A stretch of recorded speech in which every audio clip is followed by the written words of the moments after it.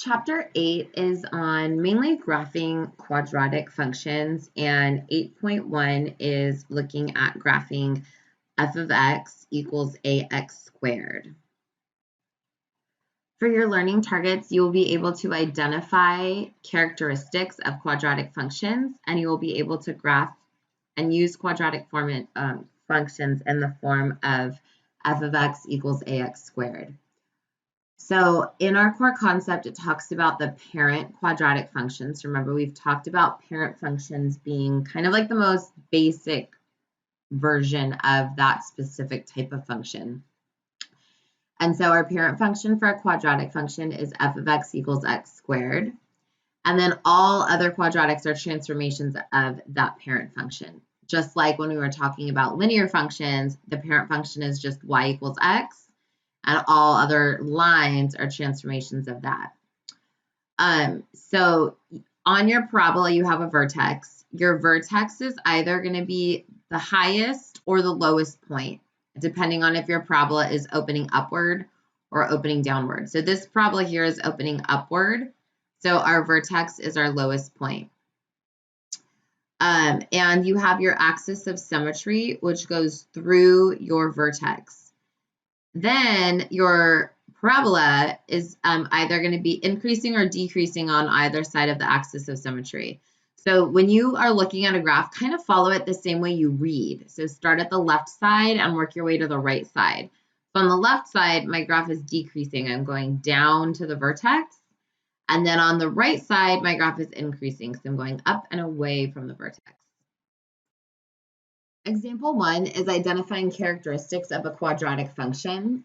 And so we're given a graph, and we need to identify the vertex, the axis of symmetry, as well as where the graph is increasing and decreasing. So first, I'm just going to go ahead and make my list over here of all of those items. So we need to find our vertex, our axis of symmetry,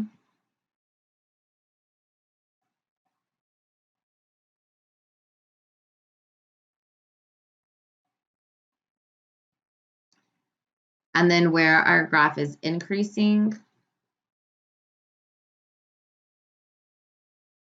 and where our graph is decreasing.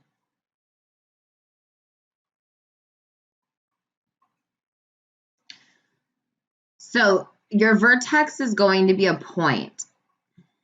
Your axis of symmetry is going to be x equals whatever that x value is of your vertex. Where your graph is increasing and where your graph is decreasing is also going to be that x value that's related to that x value of your vertex, except for this is going to be either less than or greater than symbols that are used here. So now let's go ahead and look over here at our graph. So right here is our vertex, and this is at the point 2, -4. So these are going by 2, 4, 6, 8. So we're at 2, -4 for our vertex.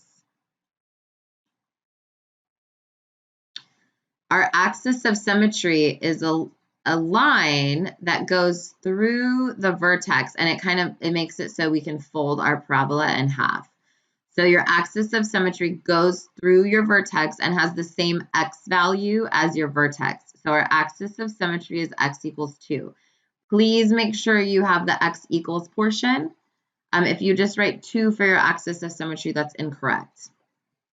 So now I also said where your graph is increasing and decreasing also deals with that x value of 2 from your vertex. So now we just need to see when it's increasing and when it's decreasing. So if I start on the left side of my graph and I'm tracing my graph, I'm actually going to be tracing it down to my vertex. So this is decreasing. And then if we look here at these x values, these are less than my x value of my vertex. So I'm decreasing when x is less than 2. We continue around, we get our vertex, and then now we're going up on this other side, so we're increasing. And these x values are greater than 2. So I'm increasing when x is greater than 2. And for increasing and decreasing, you're never going to use the equal to sign because when it's equal to 2, you're at the axis of symmetry. So all of everything that's in this list is our answer to this first problem.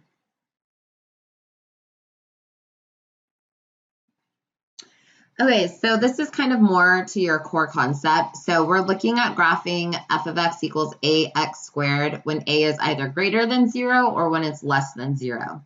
So when a is greater than 0, you're going to have two different kind of categories. It could either be between 0 and 1 or greater than 1. So when it's greater than 1, that's going to be your vertical stretch. Okay, so it's going to make a tall or long, kind of like skinny graph. Okay, that's this green parabola here. When your a is between 0 and 1, that's going to make a wider parabola. So we're talking about fractions or decimals between 0 and 1. That's going to be a vertical shrink, and it's going to make your graph wider. Then if your a value is negative, it's going to have that same either the narrowness or the wideness. But if it's negative, it's flipping it over the x-axis. So example 2 is graphing ax squared when a is greater than 0. So we have g of x equals 4x squared. And we're comparing that back to the parent function. So you can see that you have this 4 here in front. So 4 is greater than 1. So when we look at our comparison, this is going to be a vertical stretch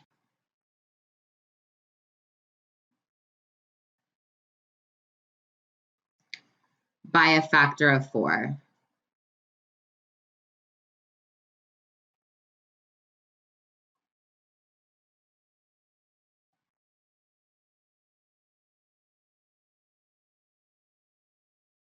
So now we want to go ahead and graph this.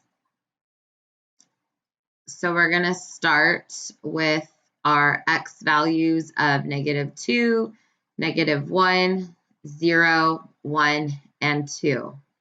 So we're going to plug these numbers into this equation here.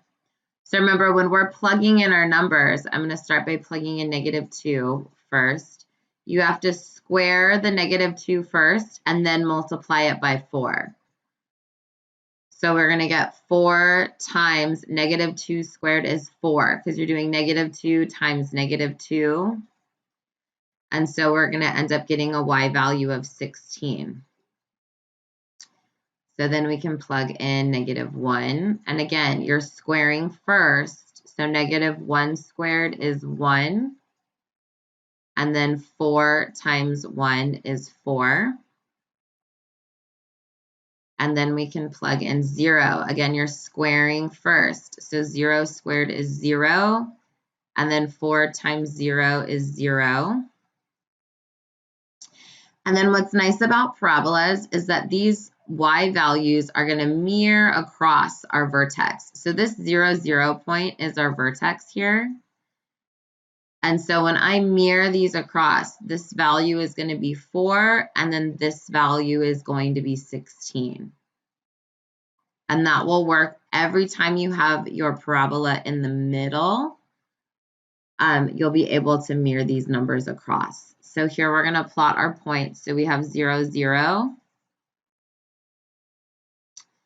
And then I'm going to plot 1, 4. And -1, 4. And then 216 and -216 are not going to fit on our graph, but we can still just draw in our parabola here. And you can see that this parabola is going to be very narrow because of that vertical stretch. So now we're looking at graphing y equals ax squared when a is less than 0. So we're going to look at this number here, the -2/9. So we have h of x equals -2/9 x squared. So the negative deals with that reflection in the x-axis. So that's our first transformation.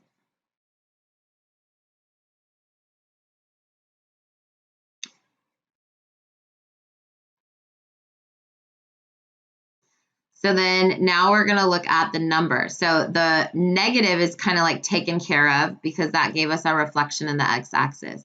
Now we're looking at 2 over 9.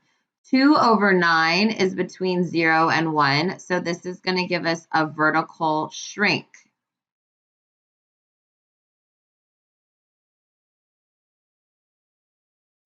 By a factor of 2 over 9. So the negative doesn't have anything to do with your stretches or shrinks. So when you're writing your transformation of your vertical stretch or your vertical shrink, that factor of the stretch or shrink is never going to be negative. The negative is only referring to the reflection. So again, our vertex here is going to be at 0, 0.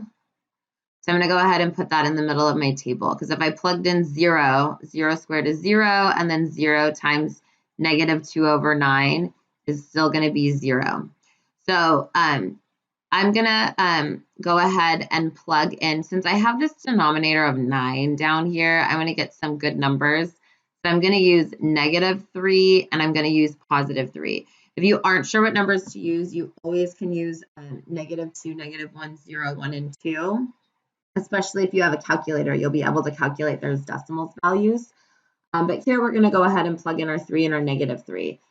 So again, because this is a parabola and a parabola has symmetry, we only need to plug in one of the values. So I'm going to go ahead and plug in positive 3. So we have negative 2 over 9 times 3 squared. So again, you start by squaring the 3. So I have negative 2 over 9 times 9. So now when I'm multiplying, these 9s can cancel, and I'm just left with negative 2. And that value can be mirrored across. So we're going to add to my graph 3, negative 2. And I'm going to add negative 3, negative 2. And then draw in my graph. So here is my graph.